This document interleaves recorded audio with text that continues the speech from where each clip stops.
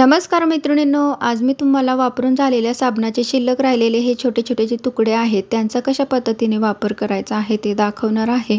आणि तुमच्याकडे सुद्धा असे साबणाचे छोटे छोटे तुकडे असतील तर ते तुम्ही सुद्धा फेकून न देता त्याचा असा वापर नक्कीच करून बघा। आता इथे एक आपण वाटी घेऊन त्याच्यामध्ये साबणाचे तुकडे ठेवूया आणि चाकूने आपण ते बारीक बारीक असे कट करून घ्यायचे आहेत। या पद्धतीने जेवढे बारीक आपल्याला करता येतील तेवढे ते बारीक करून घ्यायचे आहेत।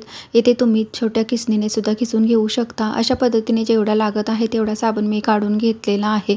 आता याच्यामध्ये आपण 1 चमचा गव्हाचं पीठ घालायचं आहे। गव्हाचं पीठ घालून झाले की आता याच्यामध्ये मी थोडासा बेकिंग सोडा घालून घेत आहे। बेकिंग सोडा घालून झाला की थोडासा लिंबाचा रस आपल्याला याच्यामध्ये घालायचा आहे। हे सर्व साहित्य घालून झाल्यानंतर आता आपल्याला हे व्यवस्थितपणे मिक्स करून घ्यायचं आहे। मिक्स करून झाल्यानंतर याच्यामध्ये आता आपल्याला थोडं थोडं पाणी घालून त्याची एक पेस्ट तयार करून घ्यायची आहे। अशा पद्धतीने 1 ते 2 चमचे पाणी घालायचं आहे। लागेल असं पाणी आपण याच्यामध्ये घालून त्याची एक पेस्ट तयार करून घेऊया। अशा पद्धतीची एक पेस्ट याची आपण तयार केलेली आहे। आता याचा उपयोग कसा आणि कशासाठी करायचा आहे ते बघूया। येथे मी इडलीच्या भांड्याचं झाकण घेतलेलं आहे। हे झाकण स्वच्छ करण्यासाठी मी याचा उपयोग करणार आहे। येथे तुम्हाला हे झाकण दाखवते, थोडंसंच खराब झालेलं आहे, जास्त खराब झालेलं नाही। त्याला आता आपण ही पेस्ट लावून घ्यायची आहे आणि फक्त हाताच्या साहाय्याने अशा पद्धतीने ते आपल्याला चोळून चोळून घासायचं आहे। येथे तुम्ही स्क्रबरचा सुद्धा वापर करू शकता जर भांडं जास्त खराब झालेलं असेल।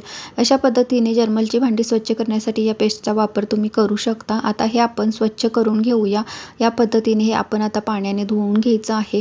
तुमच्याकडे जर्मलचे डबे असतील तर ते स्वच्छ करण्यासाठी याचा उपयोग तुम्ही करू शकता। आता हे स्वच्छ धुतल्यानंतर तुम्ही बघू शकता किती छान चमक याच्यावरती आलेली आहे।